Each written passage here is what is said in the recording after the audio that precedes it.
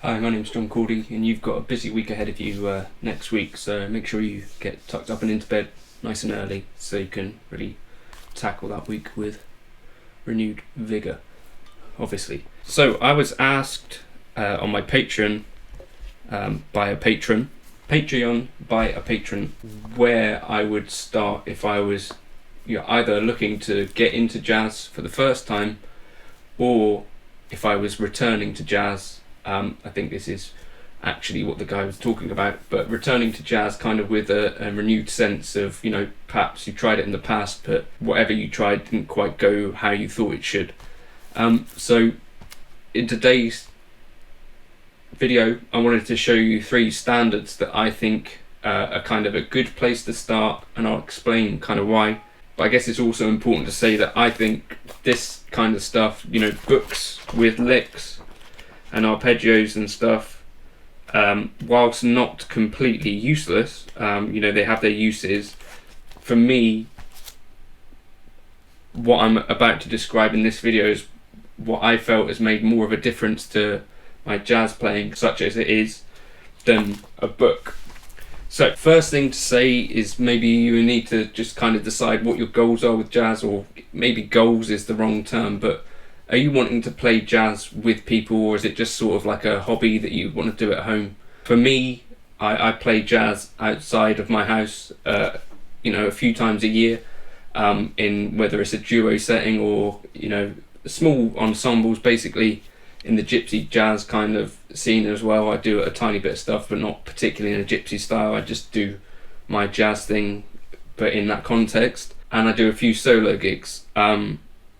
I'm relatively new to that, sort of 2-3 years, but it's something that I've really enjoyed. In terms of what I actually practice now and what I think is important for jazz playing, that's also relatively new, sort of 3 years, but I've had an interest in jazz for about 10 years, and so although I still sort of class myself as in that beginning kind of vibe, I've been playing it for quite a while now, and I think I know what works and what doesn't do so much that's useful. So if you're ever intending to play with people, the most important thing is that you know some tunes, I think.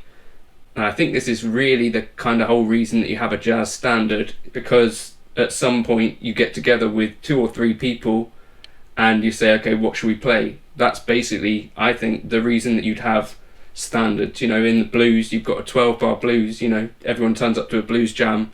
It's kind of understood the kind of stuff that you're going to play.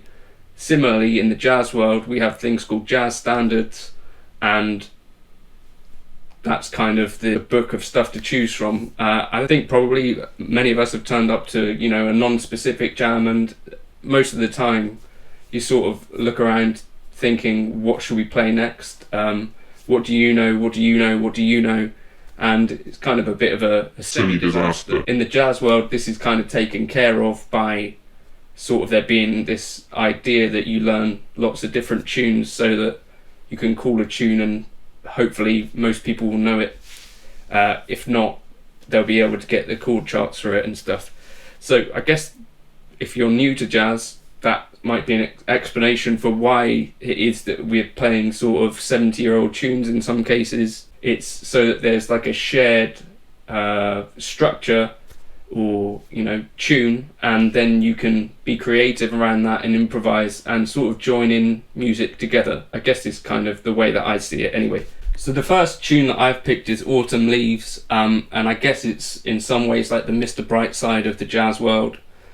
In that it's one that probably has been played a lot by a lot of different people, and potentially if you called this, if you're with experienced jazzers, they might judge it. I'm not entirely sure. I played it pretty much most jazz gigs that I've been on though, so I think it's one of those ones that not only do musicians know, but also audiences know that tune, which is one of the reasons that I think it's a good one. It's relatively simple as well, and so I think it's a kind of good place to start from. You're going to be in basically the major G major key or the relative minor E minor for the duration of the tune. I'm just going to play it through and a few choruses, now.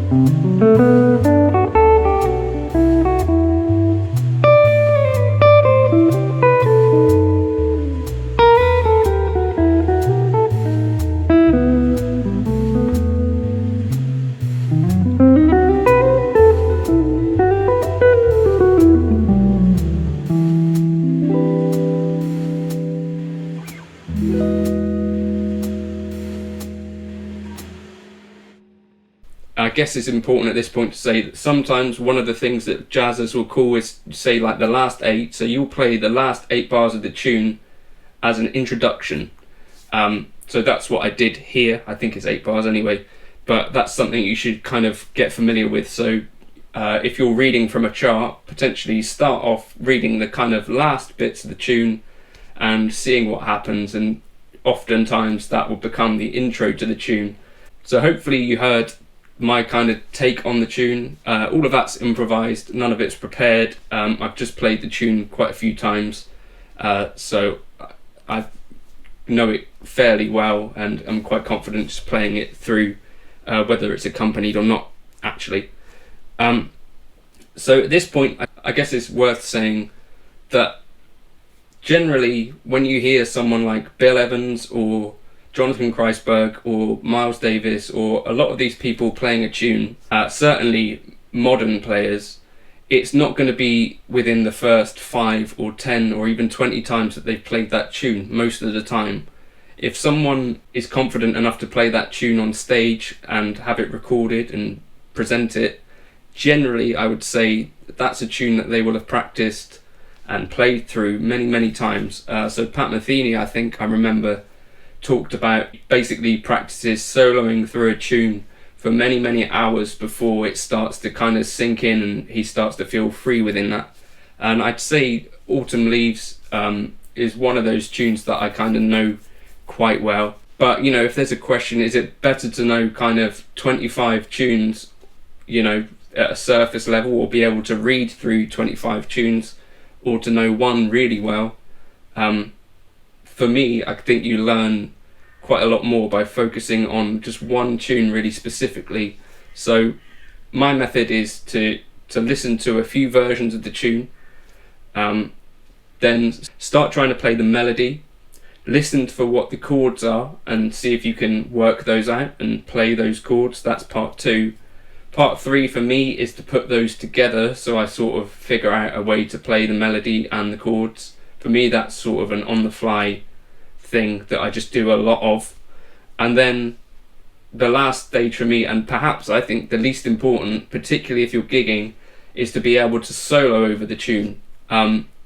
So worth saying that if you are playing jazz with other people, to be able to solo over the tune is, yes, it's an important part, but to be able to comp through the tune and potentially play the melody is, I think, more important.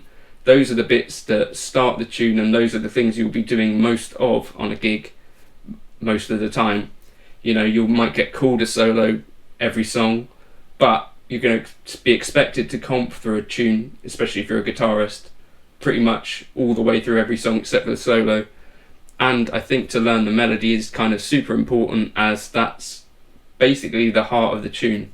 And for me, I think the melody of these jazz tunes is probably more important anyway than all of the kind of improvised licks and stuff that people might play over the tune.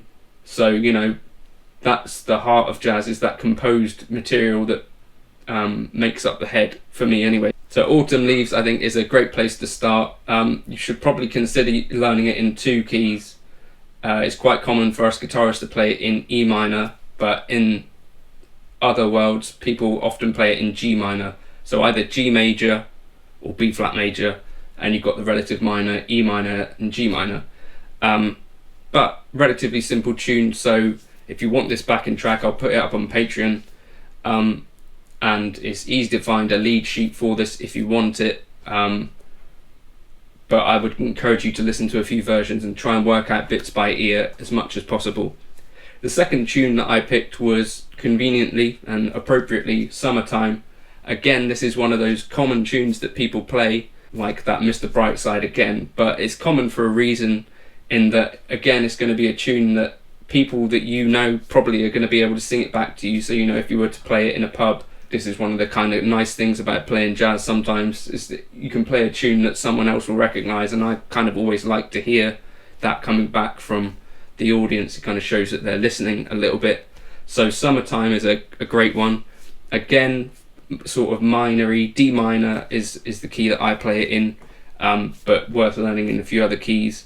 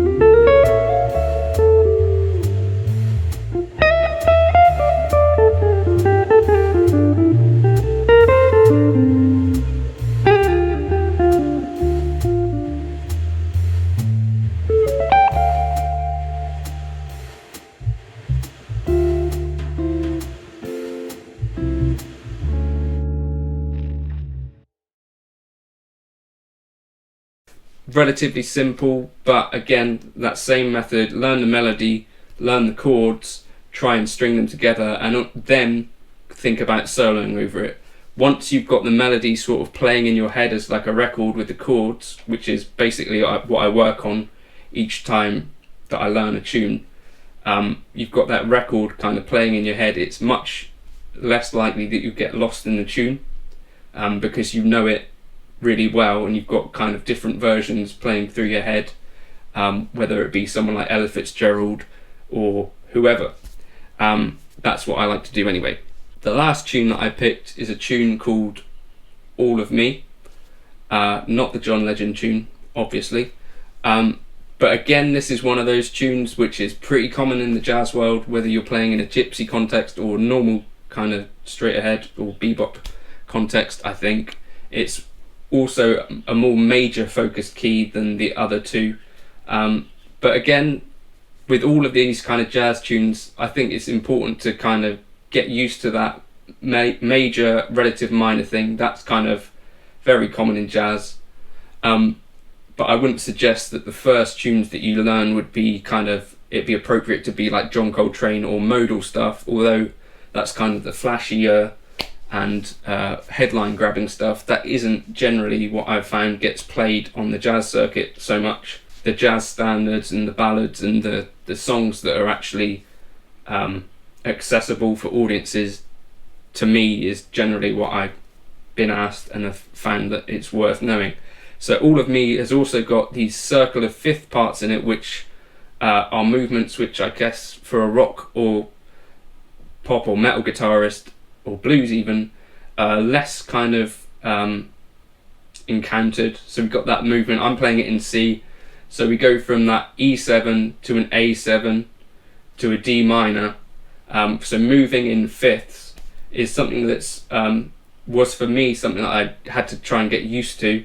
But again, this tune's a really good one, I think, for learning that. So those are just three of my kind of picks for tunes that I think are definitely worth checking out if you're kind of getting into jazz.